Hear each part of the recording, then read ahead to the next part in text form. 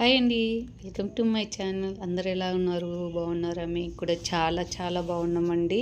ఈరోజు వచ్చేసి అయ్యప్ప స్వామి ప్రసాదం ప్రిపేర్ చేశానండి. చాలా అంటే చాలా బాగా వచ్చిందండి. అయ్యప్ప స్వామి ఆశీస్సులు ఉండాలి మనస్ఫూర్తిగా కోరుకుంటున్నాను. అంతా ఆయన మీద భారం అయితే ఫస్ట్ టైం అయితే ట్రై చేశానండి. మా తమ్ముడు స్వామి మాల వేశాడు, అందుకనేసి సాములకు ప్రసాదంగా చేసి ఇమ్మన్నాడండి. ఈరోజు అయితే ప్రిపేర్ చేస్తున్నాను అయ్యప్ప స్వామి ప్రసాదం. ఫస్ట్ టైం ట్రై చేస్తున్నానండి. ఇవి వచ్చేసి ఎర్రబియ్యం అండి. మనకు సూపర్ మార్కెట్లో దొరుకుతాయండి. ఆల్మోస్ట్ నవధాన్యాలు అమ్మే దగ్గర అయితే కంపల్సరీ దొరుకుతుందండి. హోల్సేల్ మార్కెట్లో సిరుధాన్యాల దగ్గర రైస్, అలాగే బెల్లం వచ్చేసి సపరేట్గా ఇస్తారండి. ప్రసాదానికంటే నల్ల బెల్లం అంటే ఇస్తారు. లేదంటే కానీ మనకి ఈ బెల్లం లేదంటే తాటి బెల్లం యూజ్ చేయొచ్చండి. ఫస్ట్ అయితే ప్రసాదానికి కావాల్సినట్టయితే ఎర్ర బియ్యము, బెల్లం, అలాగే పచ్చి కొబ్బరి అండి. ఒక కొబ్బరికాయ తీసుకున్నాను. అలాగే నల్ల ద్రాక్ష, శొంఠి, యాలకులు, పచ్చకర్పూరం అండి. ప్రాసెస్ అయితే ఇవి. అలాగే నెయ్యి కావాలండి మనకి, ఇందుకు తయారు చేసే నెయ్యి కూడా కావాలి. ఫస్ట్ అయితే రైస్ అయితే కడిగి పెట్టుకున్నానండి. ఒక 2-3 సార్లు బాగా నీళ్ళు వేసేసి కడిగి ఒక చిల్లు గిన్నెలో వేసేసుకున్నాను. వాటర్ ఏం లేకుండా చూసుకోవాలి రైస్లో. ఇప్పుడు ఒక పెద్ద గిన్నె, వెడల్పాటి గిన్నె తీసుకొని అందులో అయితే నెయ్యి వేసానండి. ఇది వచ్చేసి నెయ్యి వచ్చేసి ఒక 100 గ్రామ్స్ దాకా అయితే నెయ్యి వేసానండి. ఎక్కువ క్వాంటిటీ చేస్తున్నానండి. ఫస్ట్ చేయడం ఎక్కువ అయితే చేస్తున్నాను. అయ్యప్ప మీద భారం వేసేసి ప్రసాదం అయితే ప్రిపేర్ చేస్తున్నానండి. నెయ్యి వేసేసాను. నెయ్యి వేసిన తర్వాత మనం పచ్చి కొబ్బరి ముక్కలు అంతా కట్ చేసి పెట్టుకున్నాం కదండి. పచ్చి కొబ్బరి ముక్కలు అనేది బాగా దూరగా వేయించుకోవాలండి. ఇది మనకి ఎక్కువ రోజులు నిల్వ ఉంటుందండి ప్రసాదం వచ్చేసి. అందుకు పాడవకుండా ఉండాలంటే అందులో వాటర్ లేకుండా మొత్తం కొబ్బరి అంతా ఇలా రెడ్గా బ్రౌన్గా వచ్చేలాగైతే ఫ్రై చేసేసుకోవాలి. మొత్తం కొబ్బరి ముక్కలన్నీ ఒక ప్లేట్లు అయితే తీసి పక్కన పెట్టేసుకున్నాను. తర్వాత అదే నెయ్యిలో ద్రాక్ష వేసానండి. ద్రాక్ష వేసేసి కొంచెం ఫ్రై చేసుకోవాలండి. ఇవి మరీ ఎక్కువ ఏం ఫ్రై చేయాల్సిన అవసరం లేదు, కొంచెం ఉప్పితే సరిపోతుందండి. ద్రాక్ష కూడా ఫ్రై చేసేసి ఒక ప్లేట్లో అయితే తీసి పక్కన పెట్టేసుకున్నాను. నెయ్యి ఉంది కదండి, అదే బౌల్లో వచ్చేసి రైస్ కడిగి పెట్టేసుకున్న రైస్ అయితే వేసేసానండి. నేను వచ్చేసి కిలో రైస్ వేసానండి. బ్రౌన్ రైస్ కిలో రైస్ తీసుకొని బాగా కడిగాను. 2-3 సార్లు కడిగేసి చిల్లిగిన్నెలో వేసేసుకొని నీళ్ళంతా ఉప్పిన తర్వాత తయారు చేస్తున్నాను. రైస్ అయితే కడిగి పెట్టేసుకున్న రైస్ అయితే నెయ్యిలో వేసేసి బాగా ఒక 5 మినిట్స్ వేయించాలండి. మనం నెయ్యిలో వేయించడం వల్ల టేస్ట్ బాగుంటుంది. రైస్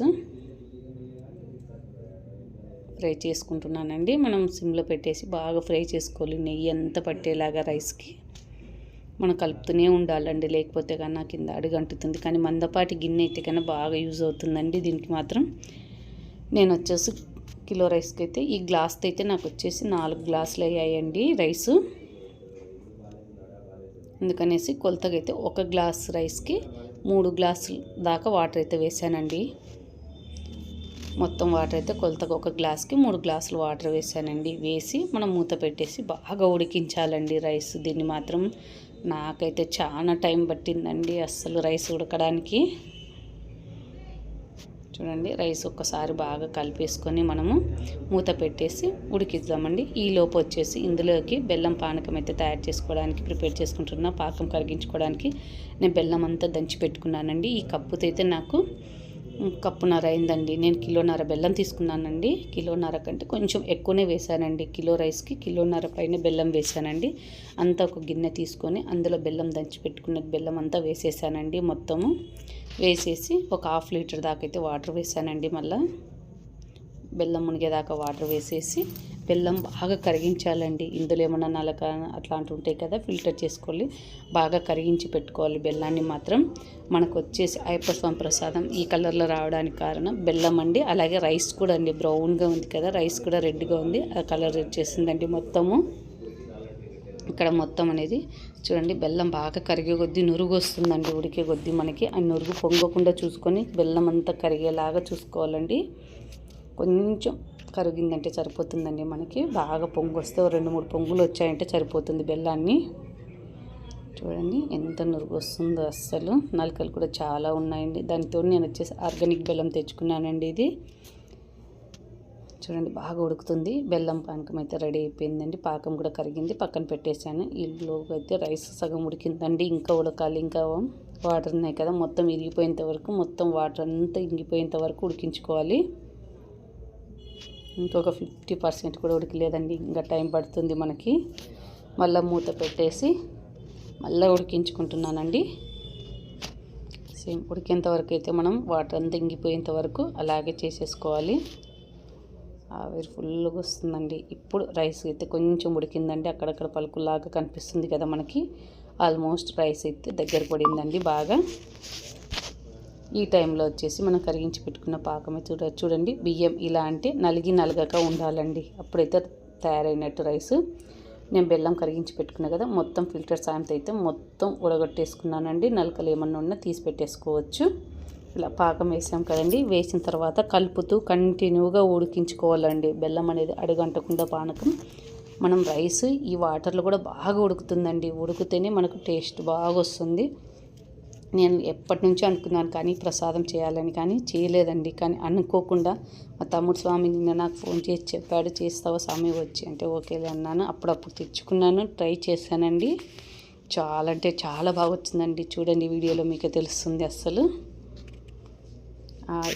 దయ ఉంది కాబట్టి నేనైతే చేయగలిగానని అంత ఆయన మీద భారం వేశాను. స్వామి ఆయన ఫస్ట్ టైం చేస్తున్నాను, ఏ ఆపద రాకుండా ఏ ఆటంకం కలగకుండా అంతా సక్సెస్ అయ్యేలా చూడండి అని దేవుణ్ణి తలుచుకుంటూనే చేసేసానండి. చాలా బాగా వచ్చేసింది. చూడండి పానకం అయితే ఒక గ్లాస్ దాకా ఇరిగిపోయింది, రైస్లో బాగా ఉడికి ఆవిరైపోయింది. ఇప్పుడు వచ్చేసి మనం వేయించి పెట్టుకున్నాం కదండి పచ్చి కొబ్బరి అలాగే ద్రాక్ష, ఇందులో ఉడికితే ఇంకా టేస్ట్ వస్తుందండి కొబ్బరి అనేది.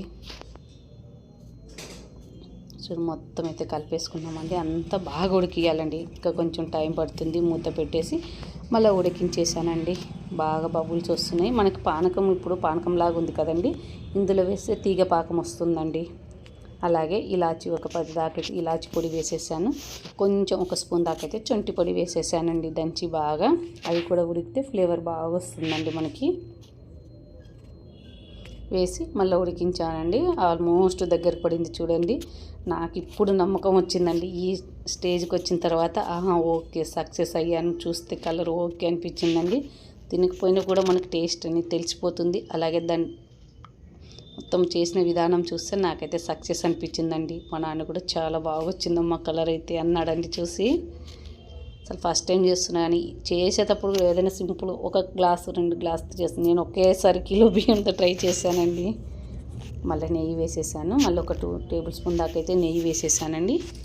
నెయ్యి వేసేసి మళ్ళీ కొంచెం దగ్గర పడేదాకా ఉడికించుకుంటున్నానండి. నెయ్యి వేసి బాగా కలిపాను ఒకసారి. వేడి మీద బాగా కరిగిపోతుందండి. నెయ్యి కరిగిన తర్వాత పచ్చకర్పూరం అండి, కొంచెం పచ్చకర్పూరం ఫ్లేవర్ కోసము టేస్ట్ బాగుంటుంది. కొంచెం అయితే పచ్చకర్పూరం కూడా వేసేసానండి. వేసేసి కలిపేసుకోవాలండి మనం. కలిపేసిన తర్వాత ఒక 2 నిమిషాలండి అలా పెట్టేసి మగ్గనిచ్చానండి. తర్వాత స్టవ్ ఆఫ్ చేసేసుకోవడమేనండి. అంతేనండి, అయ్యప్ప స్వామి ప్రసాదం అయితే రెడీ అయిపోయిందండి. స్వామి శరణమయ్యప్ప. చూడండి అస్సలు ప్రసాదం నాకు అది చూసుకున్న తర్వాత నాకు నేను అమ్మ ఏదైనా సాధించగలుగుతా అనుకున్నానండి నేనైతే కదా. నిజంగా అసలు చాలా బాగా వచ్చిందండి ప్రసాదం మాత్రము. అస్సలు చూడండి మా స్వామి వచ్చినట్టే, స్వామి ఎలా ఉందో చూడండి స్వామి అంటే చూసి అసలు స్వామి చాలా బాగా వచ్చింది, కానీ చాలా ఎక్కువ చేశారు స్వామి అన్నాడంటే సాములకు అందరికి పెట్టండి స్వామి ఏం కాదులే అని చెప్పేశానండి. ప్రసాదం అయితే చాలా అంటే చాలా బాగా వచ్చిందండి. నేను వచ్చేసి మీకు వీడియో కోసం అనేసి నేనైతే ఇట్లా ఆకుపైన పెట్టి చూపిస్తున్నానండి. ఆకుపైన పెట్టి చూపించినప్పుడు చూడండి మొత్తం అయితే సేమ్ అలాగే అనిపించిందండి. ప్రసాదం మాత్రం నాకు చాలా బాగా నచ్చింది. స్వామికి ఇచ్చాను. స్వామి దగ్గర పూజ చేసేసి స్వామి అయితే ప్రసాదం అందరికి తలా ఇంత ఇచ్చాడండి. చాలా బాగుంది చాలా బాగుంది అన్నారండి. అందరికైతే నచ్చిందండి. మీకు ఎలా అనిపించింది ఈ వీడియో? నచ్చితే కానీ లైక్ చేయండి, షేర్ చేయండి, మా ఛానల్ అయితే సబ్స్క్రైబ్ చేసుకోండి, కామెంట్ చేయండి. Thank you for watching. Bye అండి.